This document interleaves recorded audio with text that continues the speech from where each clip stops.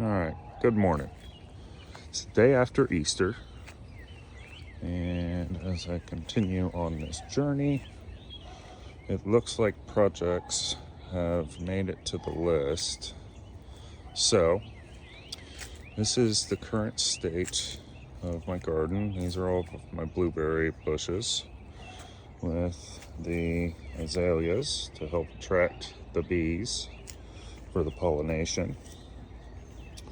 Got the path, and then in the back we have kind of the garden area. So these are the two places where I get the most sun. In the climate that I live in, I believe it's 5A, zone 5A. You're not supposed to plant your garden until after Easter.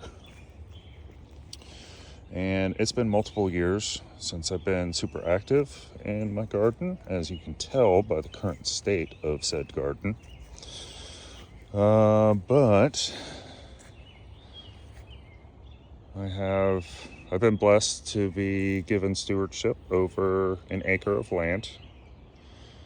And so my whole property slopes from the back down to the front. So all these trees that you see are all on my property line. And the highest point is back in that way. When I first moved in, all that was covered with wild grapevine. I didn't even know that gate existed, and I had to clear all that stuff out. And I got really big into permaculture, and so I have a bunch of swales. That's what all these mounds are. So this was the main one, because we had massive problems on the property line with all the water rushing down. It pulls up at the top of that hill up there and then runs down.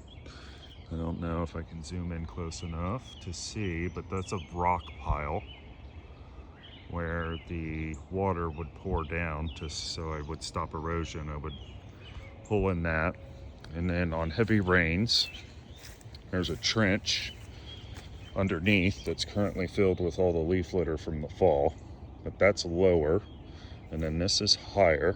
I've tried several years to plant different things in there. Currently, over in this corner that's getting overgrown, I have a bunch of asparagus that has likely not come through yet, but that catches the first bit of water coming down the hill, and then it overflows over into this corner and runs in behind these swales here. And originally this was nice and big, so it would catch the water in behind there, and the water that runs from my neighbor's property slopes down and comes down that way, and I use the mulch to slow the water flow down the hill. This was all filled with mulch, and then that would water the beds, because I don't have the worst clay soil, but I have clay soil here. So then all this would get caught. If you look underneath here, there used to be a pool on the other side of that deck that I've pulled out, and that's the old water pump. But this all sits much, much lower. And if you look under the house, under the deck, it's slightly higher back there. So it restricts how high I can bring the former pool up. So I can only build this up so high, and I can't go any higher than this without filling that in. So it really restricts how high I can keep this. But this all ends up filling on really heavy rains with water. And there are two more hills. 1, 2. At one point I had all of these covered with veggies of some sort, with the exception of back here.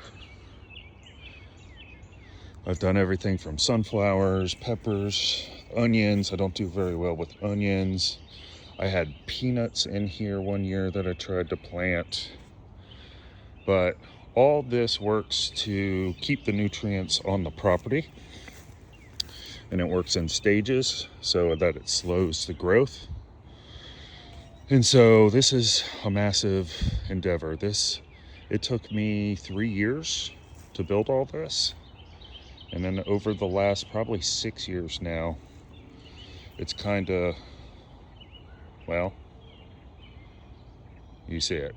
It's overgrown, it's wild. What I've learned though, one of the cool things is that when you let things go wild for a little bit, you get nice little surprises. Like, for instance, this entire area was barren. You could see the chain link fence. This was all barren. There was nothing here. Nothing here down here. Ignore the poison ivy that I have still not cleared out. But all this here onward just came out of the wild. And all this, these are daylilies that just after I stopped mowing, they popped up. We have what has come to be, we got hosta in there. And that over there has come to become one of my favorite flowers. It's daffodil. So here where I live, there's even a couple tulips in here. So where I live, the daffodil is the first sign of spring. You see those things pop up. So I've come to fall in love with those flowers. So, yeah, this is a project. But in relation to my channel, guess what I'm going to be driving hard into the ground? Yeah, support stakes.